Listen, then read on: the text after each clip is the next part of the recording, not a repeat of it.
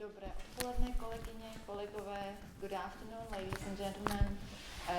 Welcome to not only our class, but especially welcome to the lecture of our guest, Professor David King Dunaway, who is here with us, who will today talk about broadcasting oral history.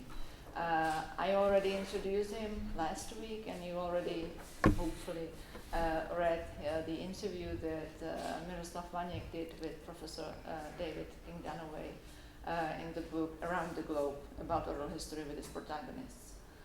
Hopefully, I believe that our guest needs no more introduction, and so that we have enough time for the lecture and for the discussion, the floor is all yours. Please, thank you. Thank you very much. Well, hi. Welcome to the second of two lectures here for this department, this one focusing on broadcasting. So it's going to be more like listening to the radio or a podcast than your standard university lecture, and you should understand that now. We will have no images, so you'll have to look at that silly image there during the whole time. I am interested in sound and how it works and interviewing, and I will take you there. But first I have to say that I have been to Prague several times, going back to when I was just 17 and finishing high school, and just 23 and having finished my master's degree. I love Prague, and it is a place that I return to when I can. Next, the historical context to my appearance here. The United States is going through dark and terrible times. If you wish to understand what's going on, just throw your mind back, I guess, to your parents' days, when Russia was occupying this country, and you will have an idea of what is arriving in mine. The parallels between your time and mine are significant and quite clear. And if anyone's interested, we can discuss that. But in particular, I hope what we will be discussing is, what do you do to bring history to the public? How do you become a public historian rather than an academic historian? Now, I know that's not many of your goals. I was trained classically in history and literature and folklore at Berkeley, and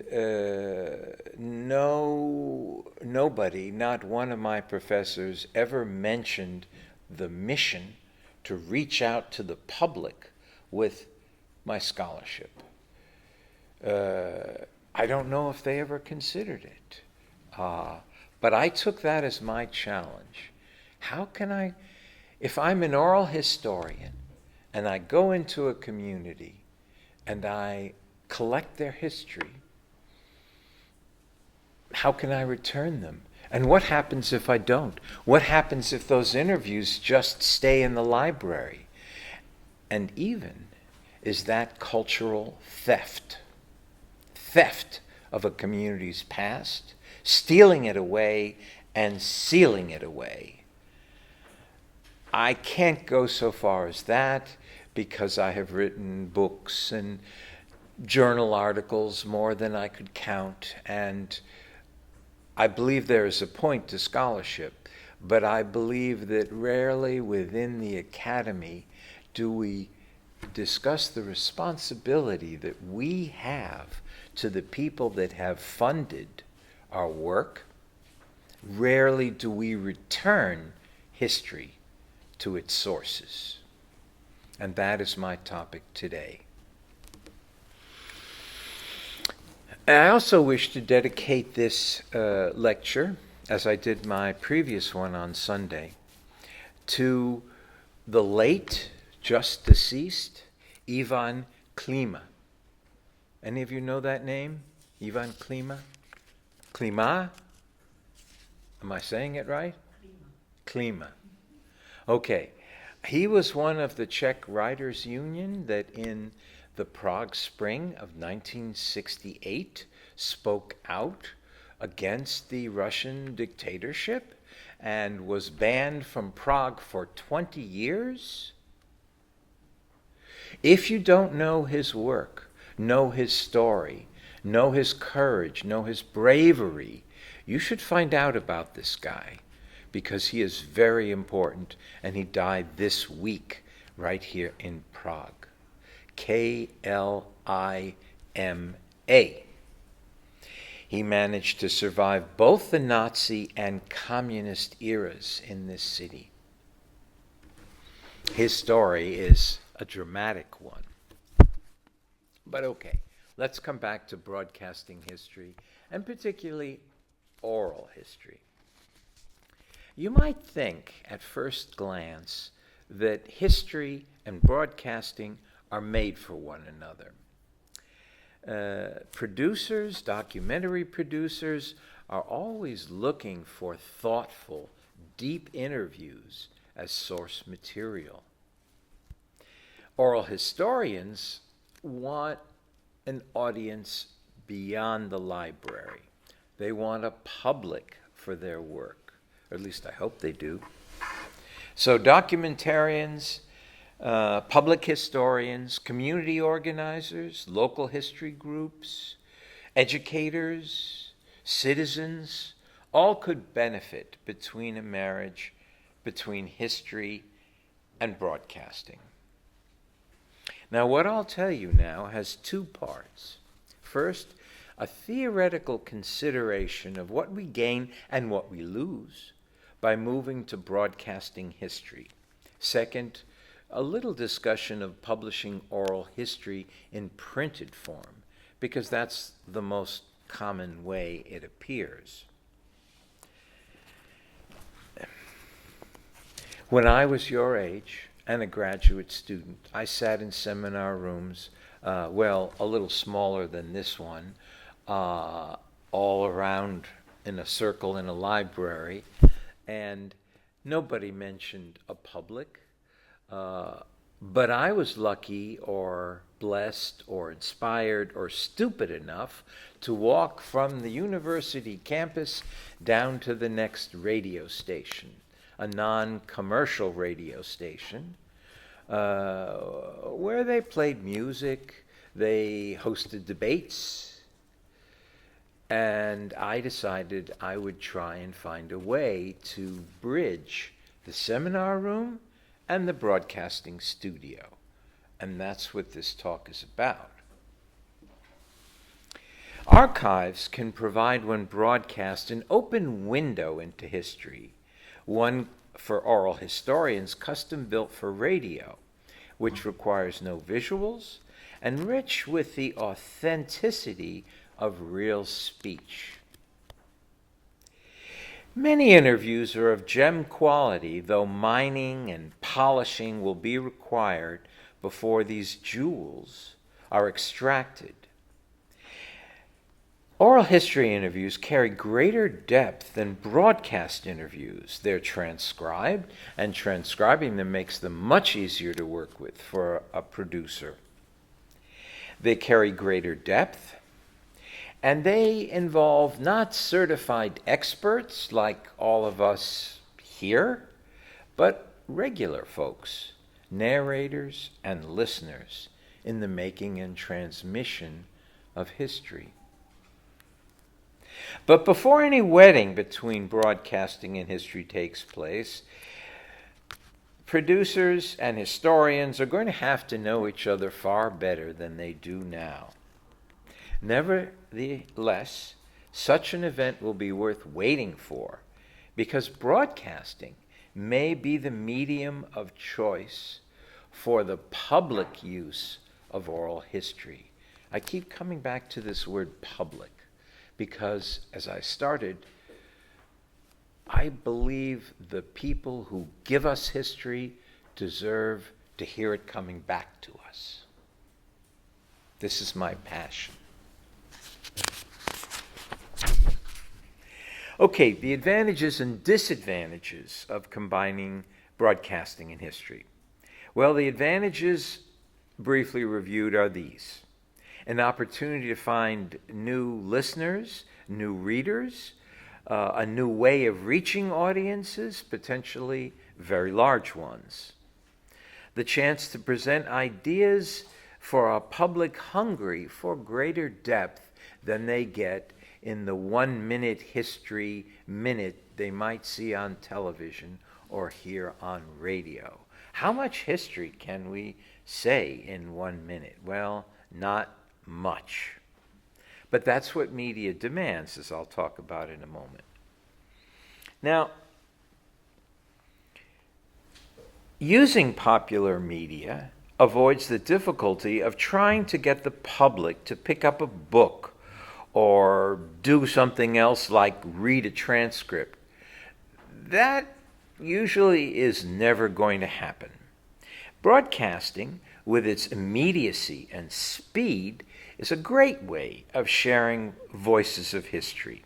Podcasting allows our minds to populate history from our own surroundings and to imagine the personalities behind voices.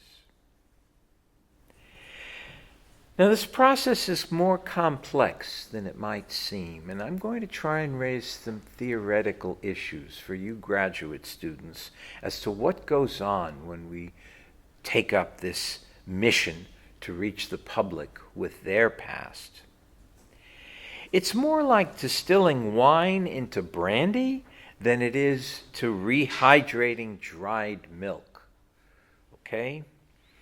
In the end, a different beverage is created. Thousands of pages of criticism, history, and analysis are to be read, considered, and reduced to a few pages of script. So let's examine this process, and let's have you consider whether you have a role in it, not necessarily now, but into the future. Historians may surprise themselves by discovering that stations are enthusiastic to beam a community's history back to them. There are many traditions within broadcasting that allow this, even if academics don't often take a chance on them. The first way, surprisingly enough, is for you to dare write a letter to a radio station or a television station and say, I want to return our community's past using your broadcast facilities. I don't know how well it'll work, but if you don't try, it definitely won't work. Now, here are some of the disadvantages, including what happens to someone who wants to make a mission out of broadcasting history. Why don't scholars rush down to the TV studio or recording booth to share their expertise? There are practical reasons. We can start there. The scholar may be too busy with grant applications, meetings, boards, scholarships to bother. They might not know one end of the microphone from the other and be disinclined to learn. They might not see a payoff in devoting so much time to presenting as opposed to researching a subject. Whether from frustration at the necessarily inconclusive and compressed mode of treating a subject via broadcasting, no great outflux of professors into broadcasting occurs. I am a rara avis, a rare bird.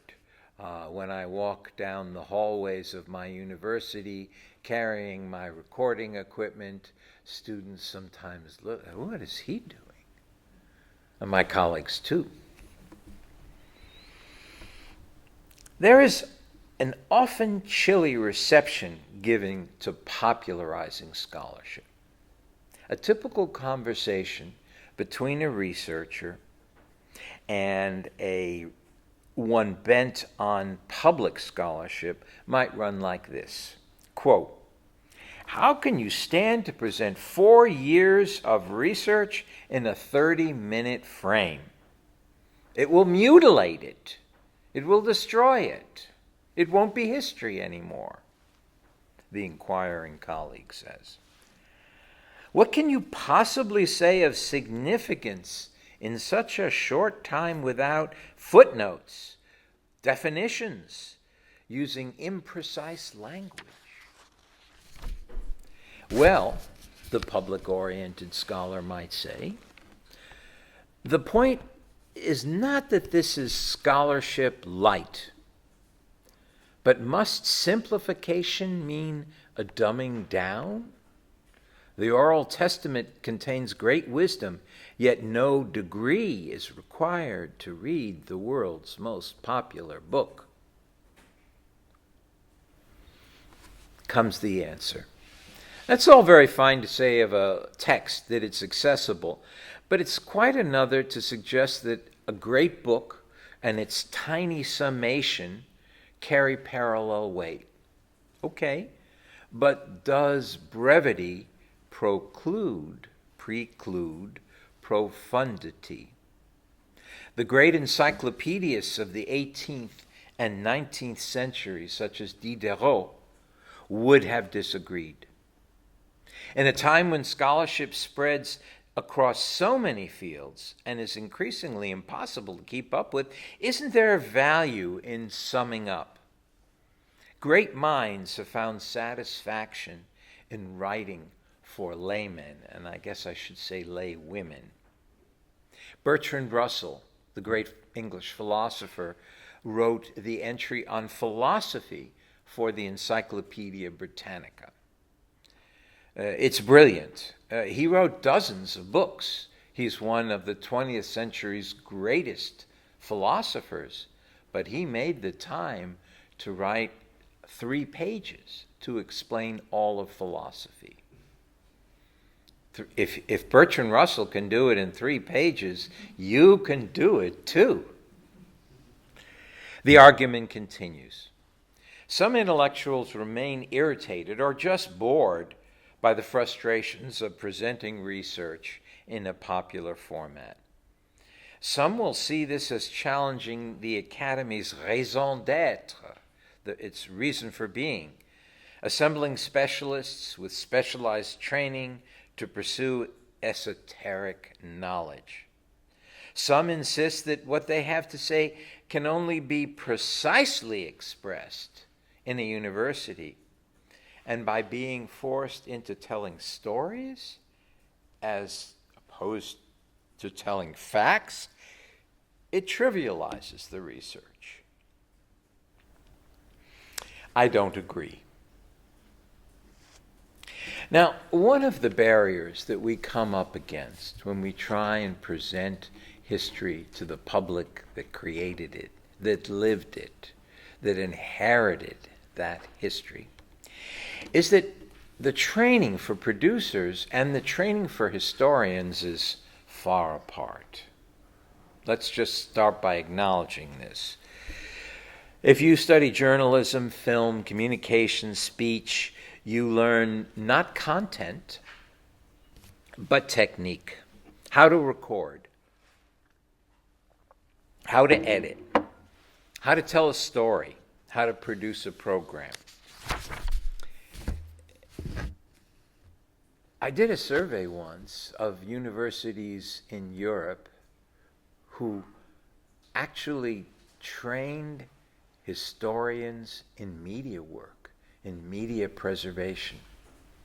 And there were so few, I could count them on one hand. All the rest said, study history, get your footnotes, get your articles published in journals, and you will have done your job. Not so, I want to argue, because there's something else left to do. So the producer is taught to conduct an interview on a moment's notice. And I will say that last week, just before I got on the plane to Prague, the local television, one of our 3 local television stations said, "We want to interview you tomorrow." I said, "Well, can we do it this afternoon? Because I'll be on a plane tomorrow." And they said, "Sure, we'll be there with the photographer." And the publisher read an article of mine on Route 66, which may or may not have been distributed to all of you, and had these questions. He just threw them at me. 1, 2, 3, 4, 5. Now, being a producer myself, I knew how to answer 1, 2, 3, 4, 5. Short, brief clips, a sentence or 2 at a time. But still to be accurate. That's what I was trying to do. Now contrast this with the historian, educated in departments of history, literature, even physics. As researchers, they regard the content as whole. The complex and subtle requirements of media seem intimidating, frustrating. No matter how anxious the historian may be to have their inquiry reach a wide audience, they don't know anything, by and large, except maybe what they played with in high school about using audio and video. Even for oral historians, there are few classes that teach them things like microphone placement, so you get a good recording. There's a recorder right here, but the sound would be much, much better if I had a clip-on microphone right here, because the closer you get to the source of sound, the clearer it is. Why bother? Because you may think you're only recording for your thesis, and then, of course, depositing as standard in an archive. But hey, you don't know what the future wants of that recording. It may need to be recorded not in an archive, but in a documentary on television or on radio. If you don't get good sound at the beginning, you have no possibilities left. It may be somebody who wants to do a podcast on oral history in Czechia. Well, again, if there's no clean sound, there's no documentary use possible. Oral history used to be thought of as creating source materials for future generations. But today, we look at oral history in a more interactive, in a more socio-linguistic context, and realize the interview itself is making history, not just by its content, but by its dynamics, by the interaction between the narrator and the interviewer. Now let me stop for a second and say, are you able to understand my English? Is it clear? Good. Thank you. I try to do that. I have to do that because I'm on the radio. All right. Unlike a media producer who is going for a moment of excitement, a moment of passion, the historian seeks historic detail in interviews, starting from lengthy research, the subject's cooperation.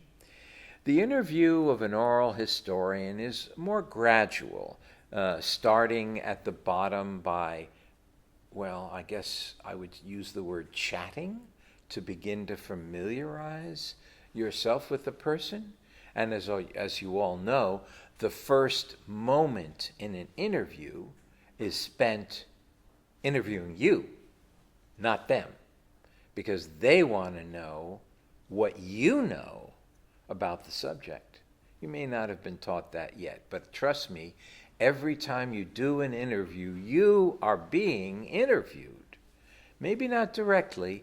They're checking out your clothes. They're checking out your posture. They're checking out your knowledge base. What do you bring into the interaction, which is an interview?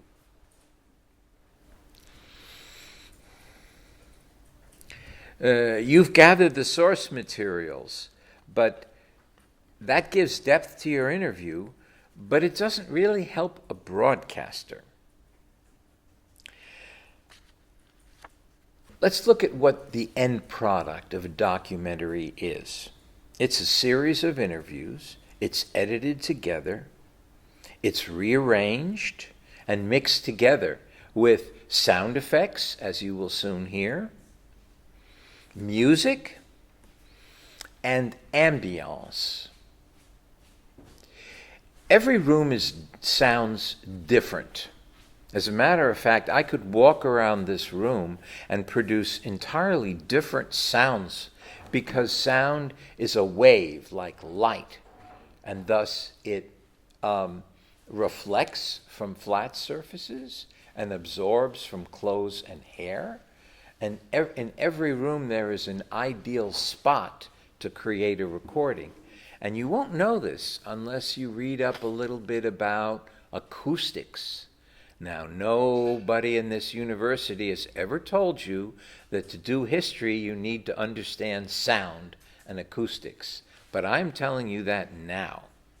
You need to know how to make a recording, how microphones work, and where to put them.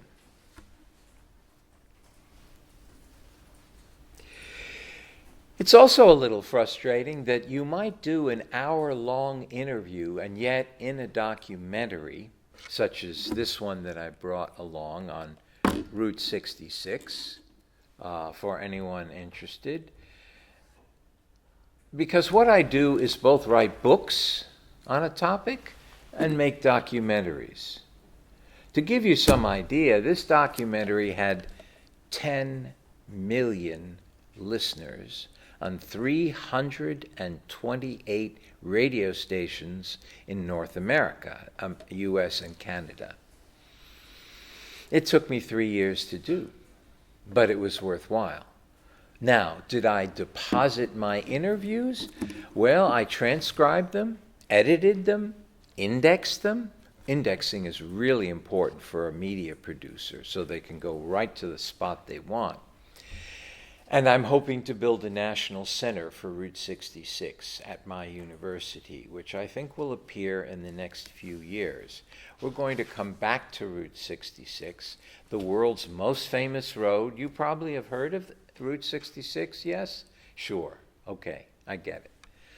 It's the centenary next year, and I'm rebroadcasting this documentary, which is an extra copy and can be taken home if you have an interest, and ditto the book that goes with it, the first anthology of Route 66.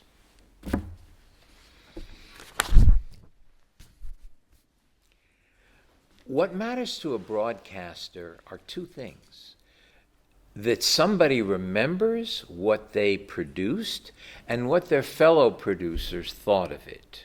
In other words, they're not so interested in the listeners, ironically, but how their colleagues received something. In clicks, in emails, in its life as a podcast. And now that's a very different goal than a historian receives, who looks for citations of their work. A Google Scholar, for those of you that know that app. The producers work with action, sensation, emotion, and audio presence. The oral historian with objectivity and verisimilitude, truthiness, although such a word doesn't exist in English. Both of them are pursuing truth, but they're pursuing it in different ways along different avenues. Now, what's it going to take to bring historians and documentarians together? First and foremost, you've got to produce good quality recordings. Okay? If I took this recorder and I put it over there with this young lady studying her computer so avidly, the sound that would be recorded would be the sound of the room, not the sound of my voice. The closer you put that microphone, the clearer and the more volume you obtain. Make good recordings. They're just as easy to make as bad ones. You can figure out how to do this by going online, how to record an interview well, and by investing, 300 crowns in a small little clip-on microphone for your recordings, and learning how to use it. Practice. 2, after your interview, you've got to flag the most important, striking, passionate parts of that interview. Because honestly, who sits down and listens to 2 hours of recordings? Very, very few people, even scholars. So we have created a document here that I suspect maybe 5 people will sometimes see. Even though I've come a third of the way around the world to present it to you, people want it quick, they want it easy, they want it to capture them in cars, in their kitchens, in their living rooms. And you have to acknowledge that. You also have to acknowledge where they enter your subject. What do they know already about that subject? After my last lecture, I was talking to another student who works in IT. And I said, well, the trick is to take the information you have and turn it into a story that starts from where people are. What are they concerned about? Are they concerned about immigration? Are they concerned about food prices? Are they concerned about not history in general, but what the history of their town and their community is? Once you can figure out where they come into the picture, you can reach them. But if you stand back and say, here is information you must learn, well, they'll get out of there as fast as they can. Of course. I would feel the same way, although I do like learning history. Next, you need, and this came up in a discussion last night, when you collect permission to use the material, you must remember to ask about broadcasting. Okay? Don't just ask for permission to stick it in the library. Say, is it possible for me to use this in public programs, in radio and television? This is just a little bit to add, but it becomes critically important. And apparently it is not standard in getting permission from oral history interviews. And you can stick that in at the end, okay? After you've warmed them up, gotten to the key topic, and then asked for some permission. And record that permission, of course. It doesn't do you any good if it's not recorded or written, or both, ideally. Next, you need to be able to work with a producer. If you're not going to become a producer yourself, you need to learn how to talk to a producer. Television, they want camera angles. Television, they want natural light. Okay? Radio, they want a recording which is high quality and not too hampered because you don't know how your tape recorder works, your flash recorder. As I said, every sound is a little different. And so I'm going to play for you, or I will try to play for you, a little bit of sound. Sorry? I hit the escape button. Yeah, but you have to open this folder. Okay, the folder. Thank you so much. What you're going to hear is what people do not normally think is history. It is a place. Now, consider that a place represents history as well as a set of words. I'm going to play you a selection from this very documentary that's going to take you to Oklahoma, out west. And it's going to take you to the sounds of a cattle auction. Do you understand what I mean by a cattle auction? They're selling the cows, okay? That is a part of oral history, but I'm going to spell it A-U-R-A-L. History as it's heard. Here we go.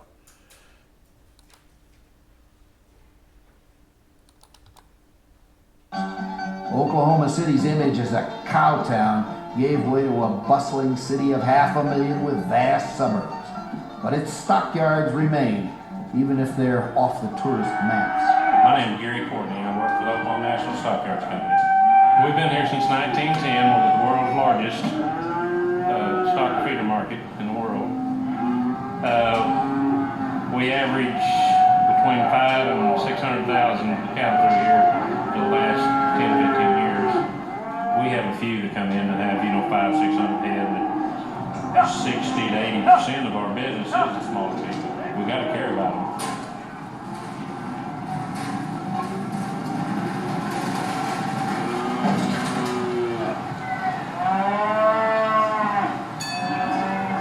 Whenever someone brings some cattle in, they build their cattle into the commission company. The commission company has people that sort them, size them, feed them and water them, get them ready to run through the auction. Here's a little half sister, we was banging on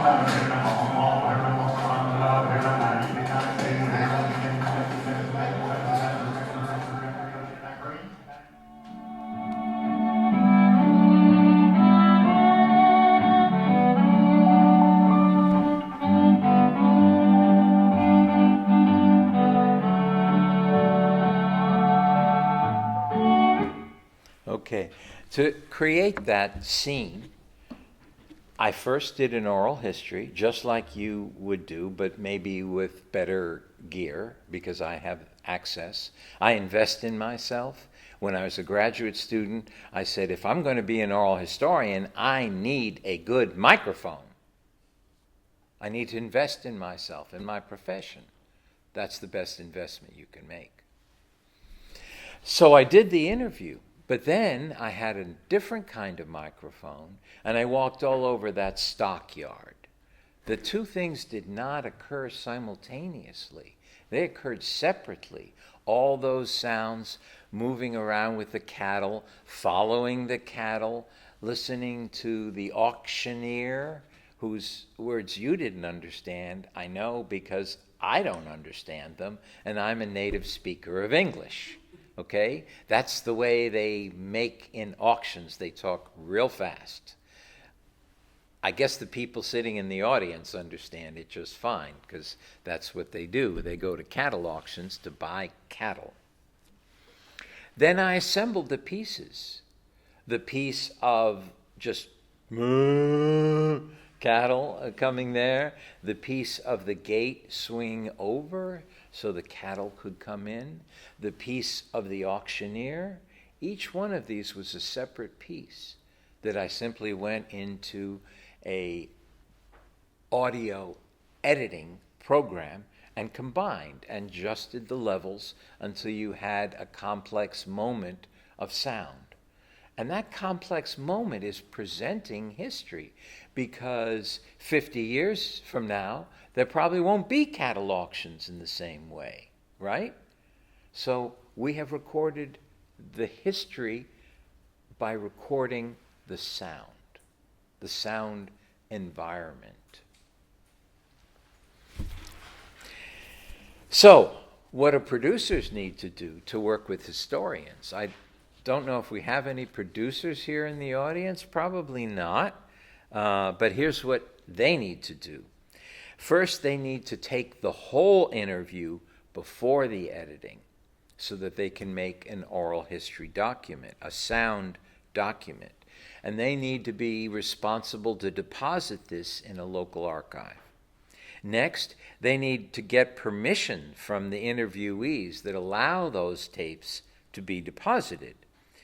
Next, They need to learn what existing interviews already exist about the Oklahoma stockyard or any other place. They need to do their homework. And finally, they have to agitate to say, it's important that in the middle of the game show, the talk show, the dating show, the dress and fashion show, we give some history. And they need to insist on that point. You need to insist that that's what you want to hear by contacting your local broadcast outlet. Now, producing media involves telescoping life, compressing into minutes something that might have taken years to occur. Okay? Pacing is crucial. That's why nobody listens, nobody broadcasts unedited interviews, even with the President of the Republic. It's kind of boring, okay? You have to go in and know what's the point that will wake people up. When we hear Havel say this, they will say, oh, wow, I never thought about that. Instead of just saying, hello, my name is, and this person is, and on and on and on to bore people. You need to listen and understand that. And some people don't make good interviews for broadcast. They may speak too slowly. Now, there are things you can do. You can edit that. You can actually speed up the sound at which someone speaks using a software. They may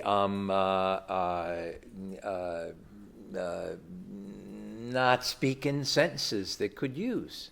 I would have had to go through and get rid of that and that and that in order to make it sound like something that you would want to listen to. You can slice out pauses. You can slice out when they tell you about their grandchild and how interesting she is. You can slice that out. You have to select. Selection is the heart of art, all art. So, in some sense, there's a constant battle going on between historical content as it's presented to you oral historians and how it can be presented to a public who doesn't have to sit in a room like you do in order to get their history. They want it fast. They want it furious.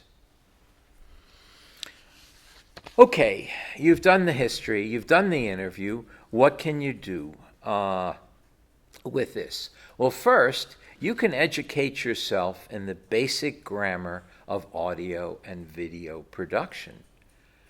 Honestly, you may be able to sit in on a course over in the Faculty of Arts where they teach recording.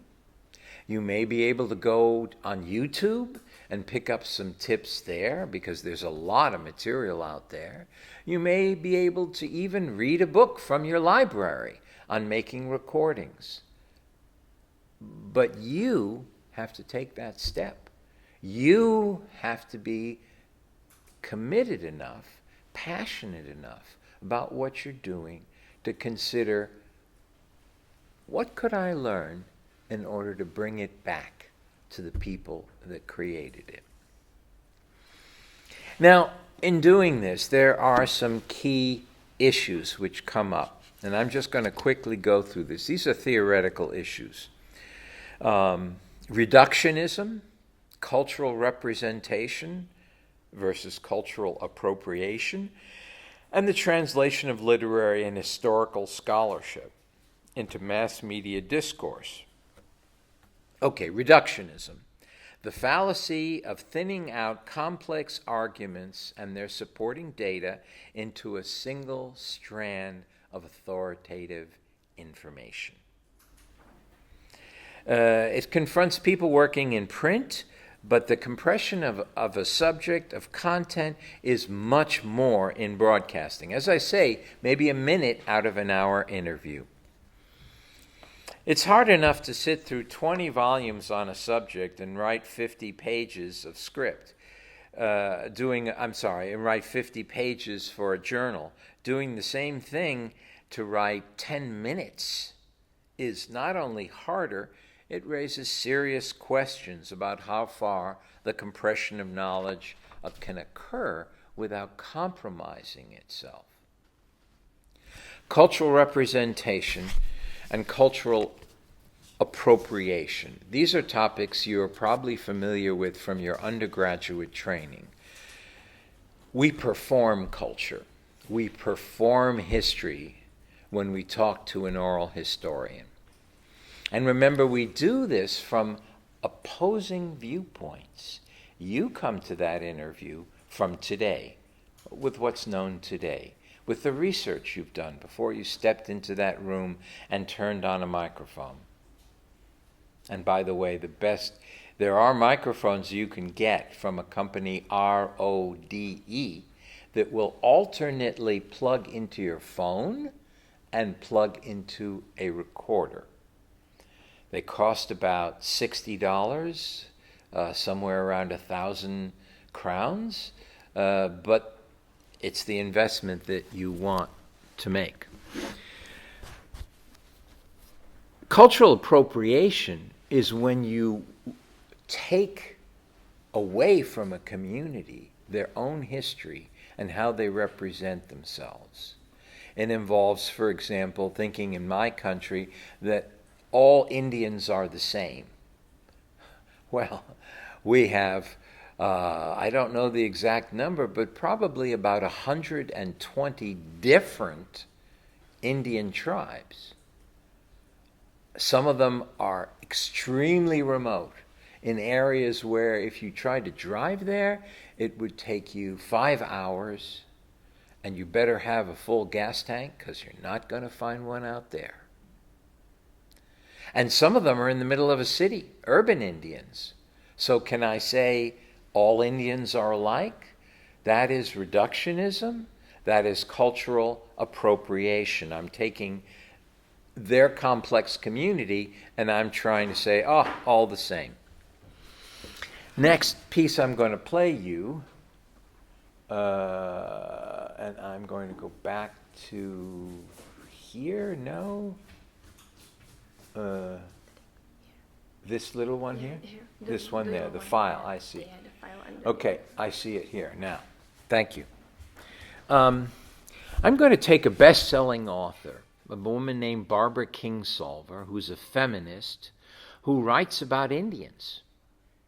And I asked her, I said, okay, you're not an Indian. How can you make a book about Indians? How can you justify that?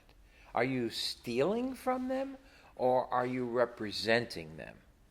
And she describes how she researched a Native American character. Her stories are fictional. They often portray authentic Native American rituals. In Animal Dreams, the heroine is a Chicana who observes a deer dance at a New Mexico pueblo. The snowy plaza was marked with a single line of tracks. In the center of the white square stood a tall young woman in a black dress that hung from one shoulder. Her other shoulder was bare. Her waist, her upper arms and wrists, and her buckskin moccasins were all decorated with garlands of colored yarn, fur, and sleigh bells. At the crest of her head was a tuft of white eagle down. The sun shone purposefully on her hair. It was cut like Inez's, but hung loose to her waist, swaying as she moved slightly from one leg to the other, her feet barely leaving the ground. She looked graceful and cold. The sound of drums, and then the drummers themselves emerged from the kiva. The four old men took their position at the edge of the plaza and propped their huge drums on their knees without missing a beat. They began a soft chant. A second line of men with blankets draped over their shoulders climbed down from the kiva, also singing, and took their places behind the old drummers. Then deer arrived, from everywhere. They were men and boys with black shirts and leggings, white kilts, and deer antlers. Their human features disappeared behind a horizontal band of black paint across the eyes. They moved like deer. They held long sticks in front of them, imitating the deer's cautious, long-legged grace, and they moved their heads anxiously to the side, listening, sniffing the wind. The woman in black stepped forward, shaking her gourd rattle, and they followed her. They became deer. They looked exactly as deer would look if you surprised them in a secret rite in the forest, moving in unison, following the irresistible hiss of a maiden's gourd rattle.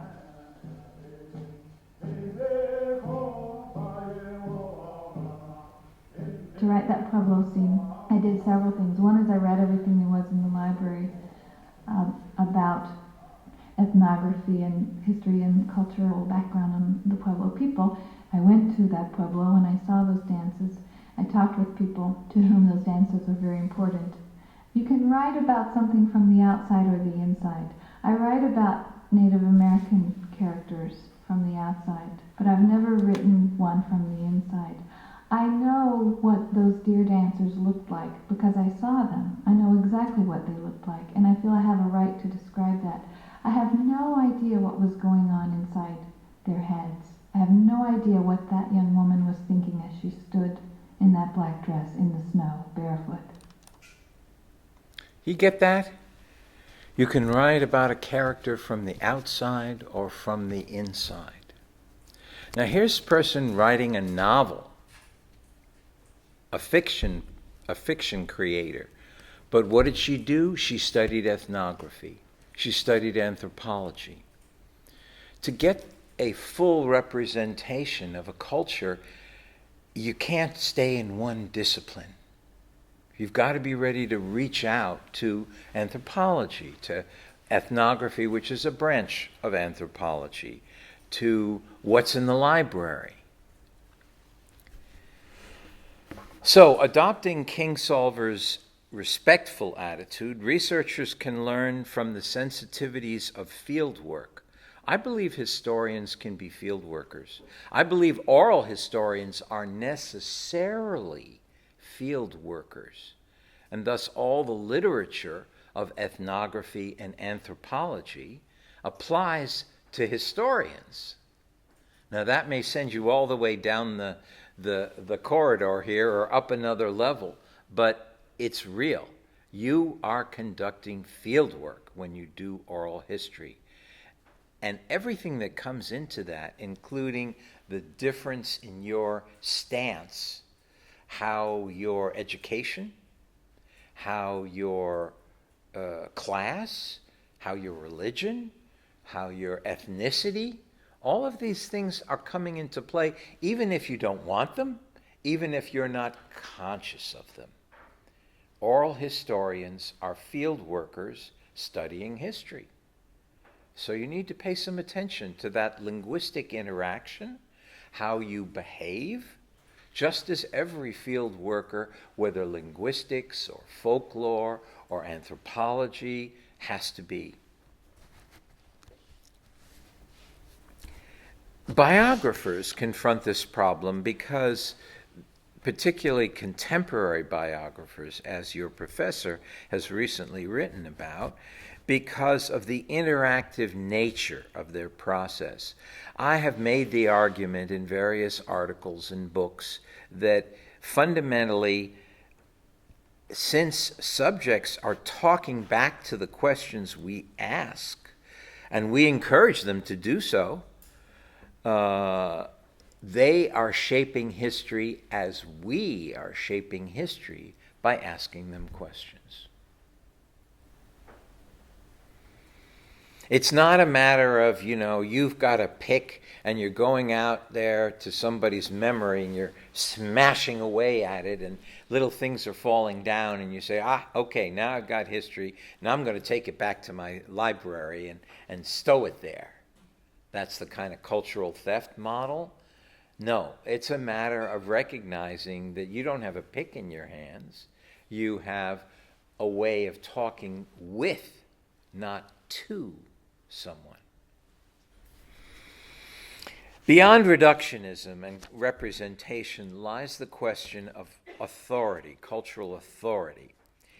Often these subjects target whether a community originates the research participatory research, or whether in fact they are approving of what they do.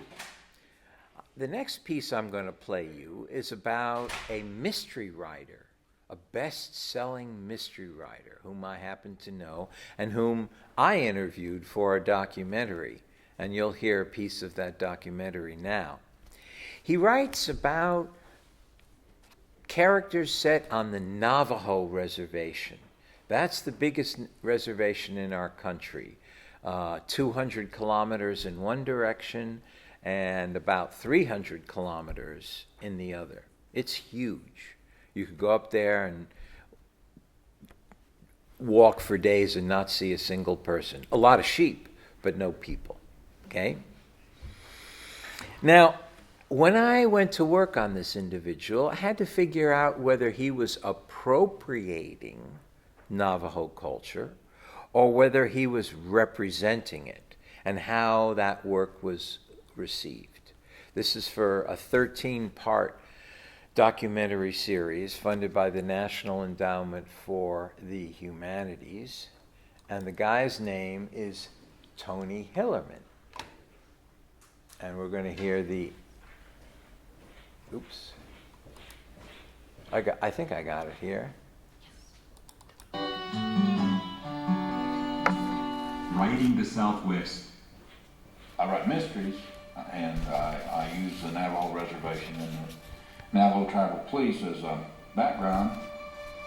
Join us for the next half hour as we explore the literary landscape of Tony Hillerman on Writing the Southwest.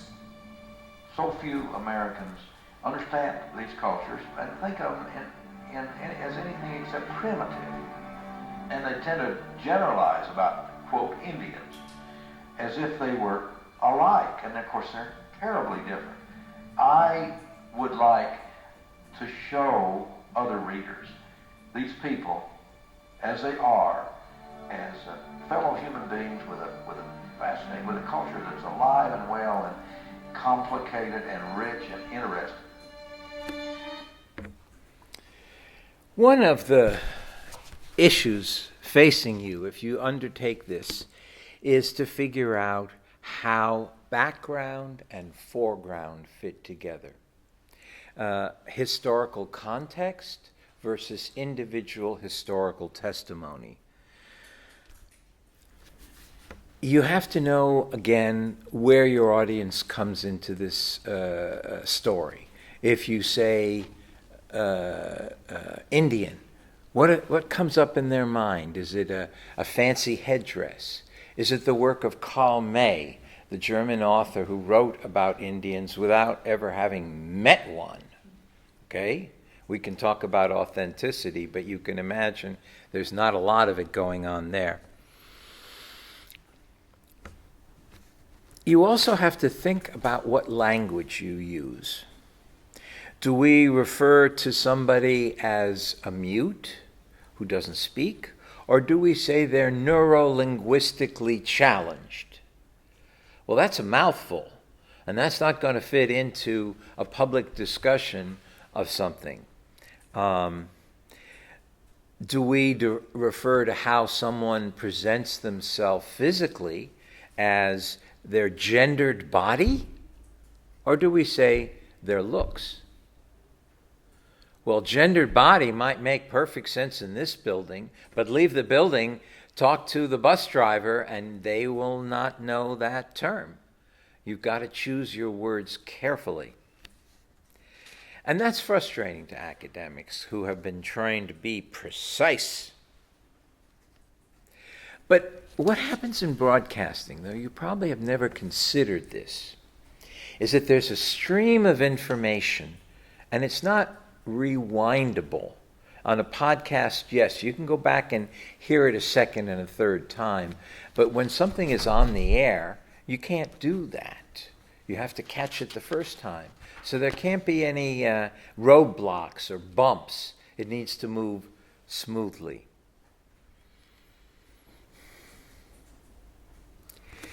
Well, Commercial broadcasters are used to generalities, and we've talked about that and how you have to be fast-paced.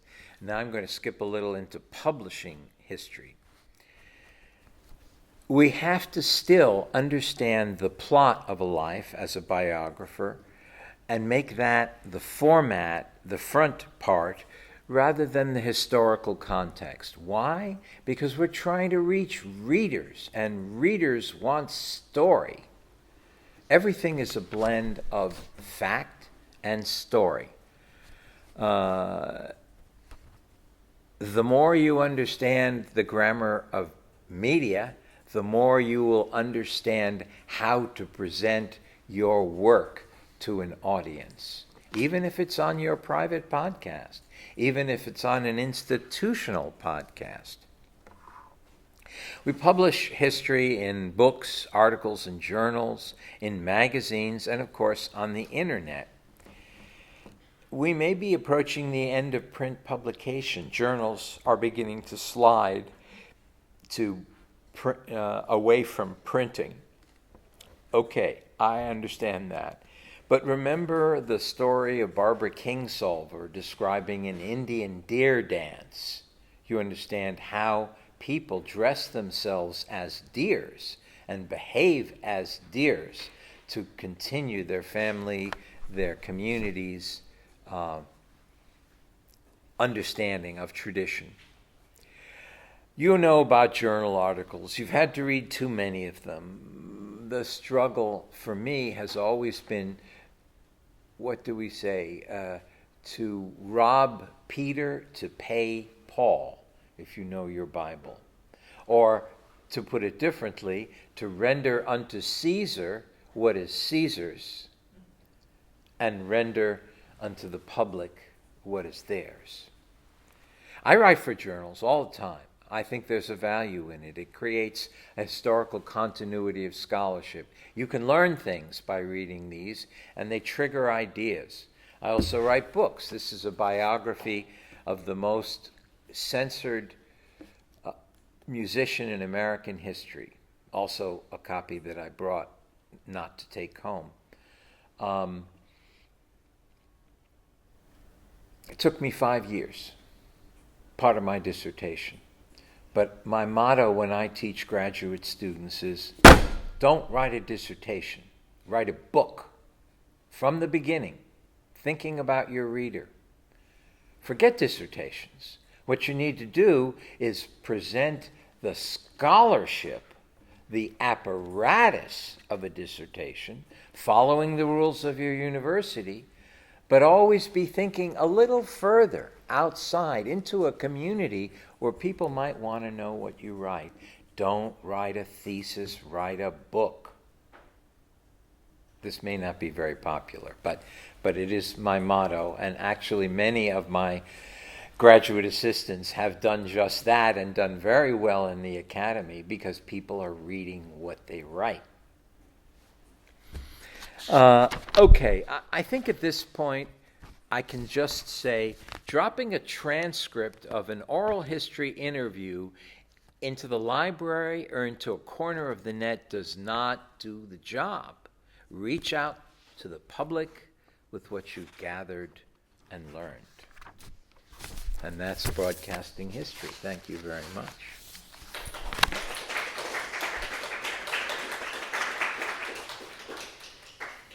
Now, if you're brave, you will have some comments on what I said.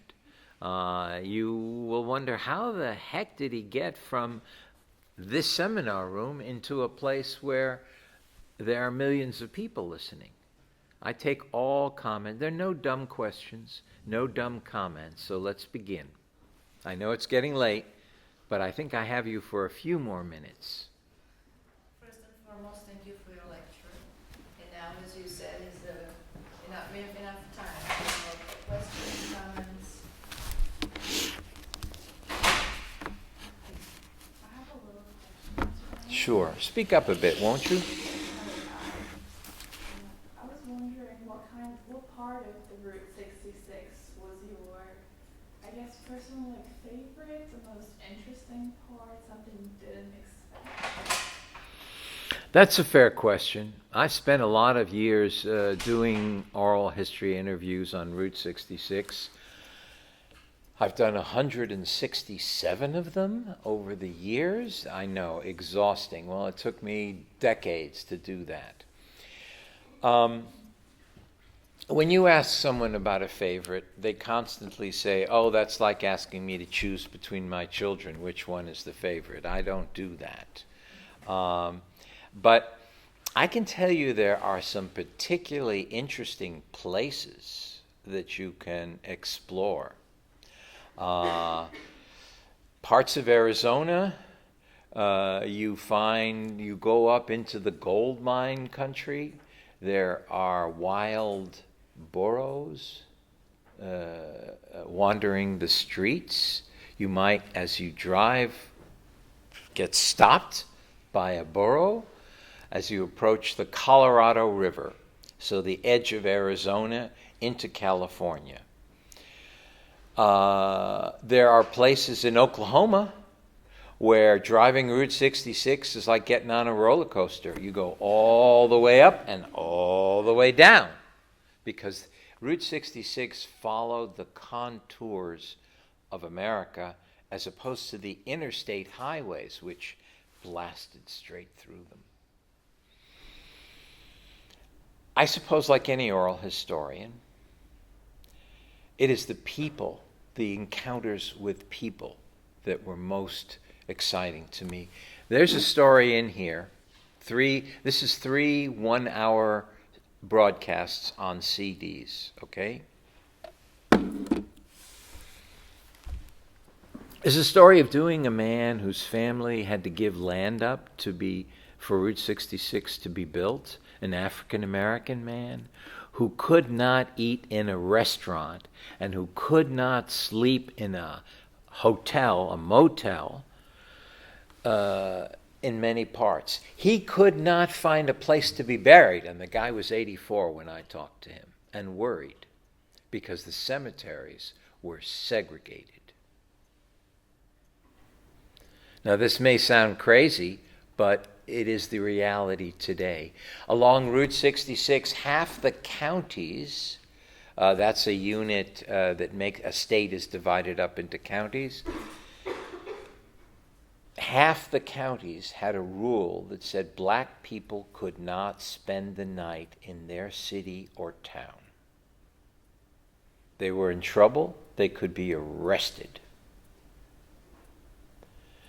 On the other hand, many Europeans come to Route 66 and are truly inspired, because you can get on the road and drive 1,000 kilometers and nobody's going to ask you for an ID card, a passport, anything. It's just wide open spaces across the West. And that's the part that I live in, New Mexico. It's wide open as well. And you better fill your gas tank, as I said. So for me, finding a guy like that, Edmund Threet, that I just described, was a very exciting thing, because Route 66 is a corridor across time as well as place. For me, it is a Trojan horse. You all know about the Trojan horse? Yes? Not familiar with that? When the Greeks were fighting the Trojans, they had this bright idea of building a giant horse as a gift to the Trojans. Well, the gift had a secret. What was the secret? What's inside the Trojan horse? Soldiers. The Trojans loaded it up, brought it into their city, and the soldiers came out. Well, for me, Route 66 is a Trojan horse, because everybody likes Route 66. It's like liking Mother's or apple pie or something like that. It's very, very American. But it also is a way of addressing unresolved questions in the American past. Route 66 didn't cause segregation, but it sure went through a lot of places that were segregated. Okay, who's next? Come on, brave, step forward. Yeah, I just got a question sort of more on the production and recording side of things. of course. How have you trained yourself to not and ah when you talk? Good question. But there's two parts to the answer. The first part is that you don't matter. Fundamentally, in an oral history, your question is posed. You should keep it short. You should keep it pointed. You should create a schedule where you ask the easy questions first and work your way up very carefully to the hard question. Okay? So it really doesn't matter if you say, it doesn't matter, because what matters is your respondent, your narrator, your informant, your speaker, whatever you want to call him or her. So it doesn't matter. And the second, I'll tell you how you do it. You listen to yourself speak, and you hear where you say those things. On the radio, I'm a disc jockey on my local public radio station. You can't be going, You have to train yourself, and you train yourself by listening to yourself, and you say, oh, I did that. Okay, well, next time I won't. It's not hard.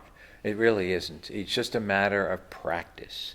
The more you practice, the more you listen to yourself, the easier it is. And anyway, it doesn't matter, because it's the respondent that matters, the narrator. Okay, how about a question from over here? Come on.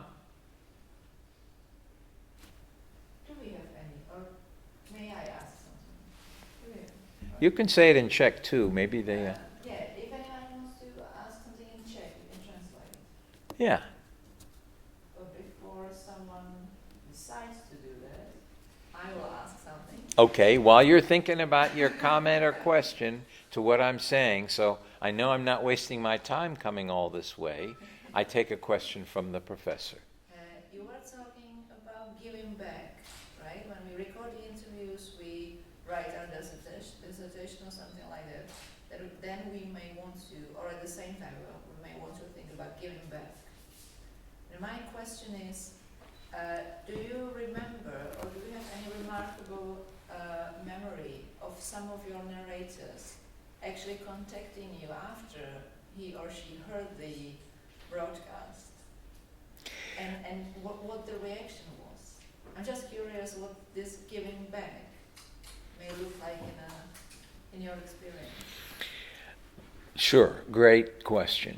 Well, first of all, my broadcasts are national, okay?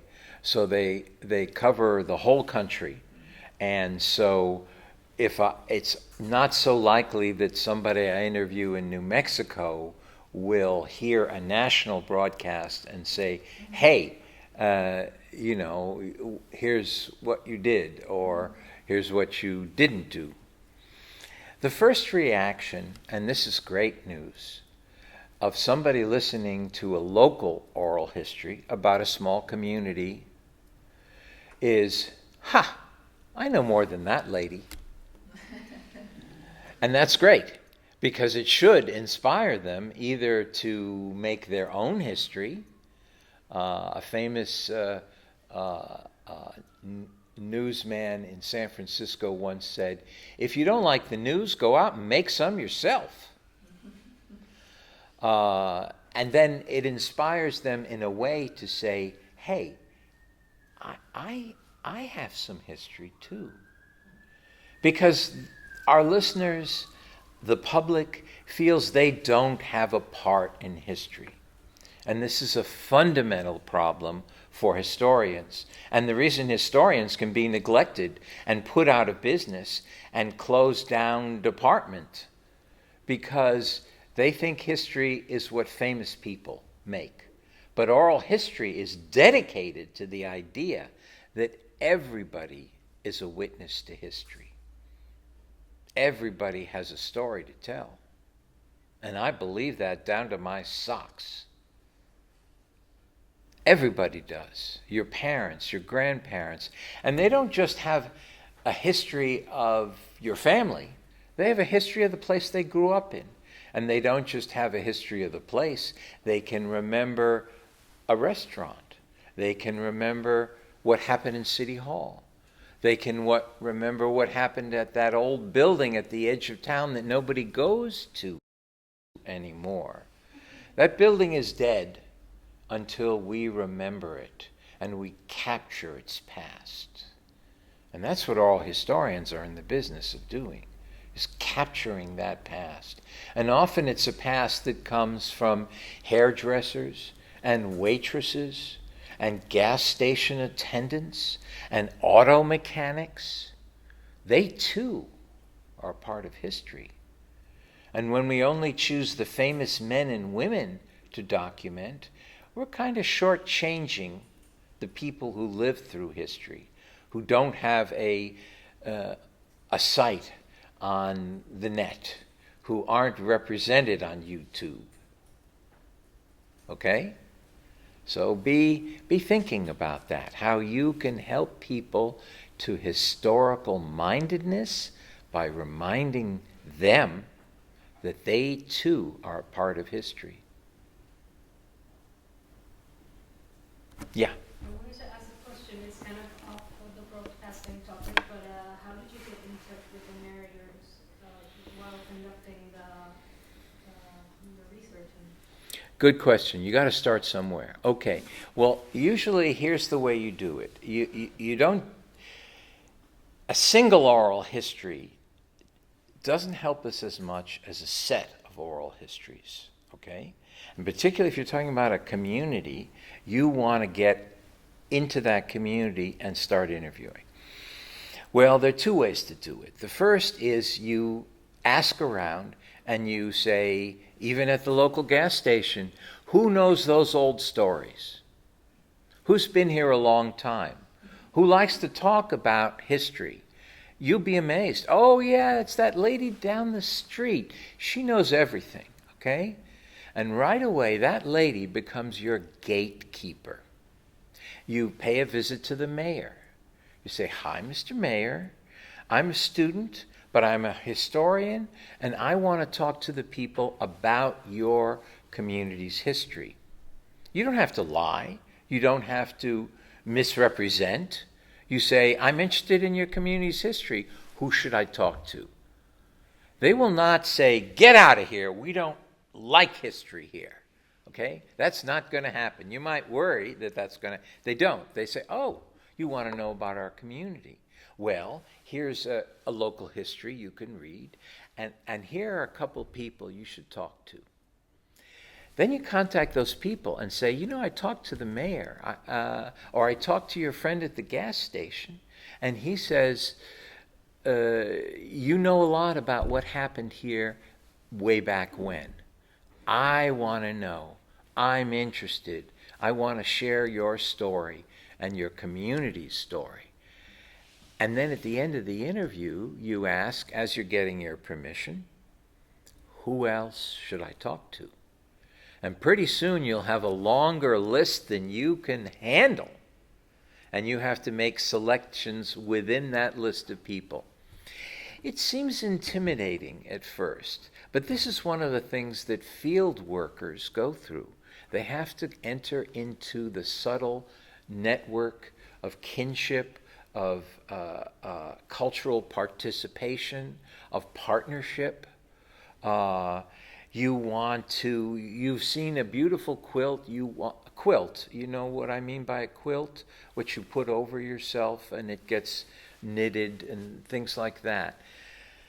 Some places are famous for that. If you go to that community and say, I want to talk to some good quilt makers and learn how they learned their trade, they're not going to send you out into the street. They're going to say, oh, how terrific. I know a lot of people here.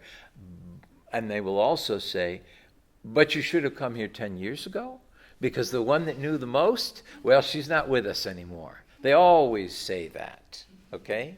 But you basically, to use today's terminology, you network. You connect with people. And by the genuineness within you, by the sincerity of your interest, they will respond to you and say, oh, wow, sure, it's great that you're here. I've been waiting for someone to come and ask me about this stuff. They really will. You just got to trust me and trust yourselves that people want to share their history. That's our business, right? They want to share their history. And ideally, they want it to come back. Now, I'm not sure if I've answered your question. I'm not sure if I've answered your question either. But there are these great moments. The rewards of oral history are in the interaction with the people that you talk to. And I've talked to some very famous people, and I've talked to people who nobody would even pay any attention to because they serve coffee to you in the morning. But they each are witnesses to history. And if you give them a chance, they will share that history, and you will be the richer for it. Well, thank you very much for your attention. I have these strange things in front of me, books and a radio series. If you're interested, come talk to me. And your professor knows all about my books and radio productions and everything else, and you can get more information directly from her. Thank you very much.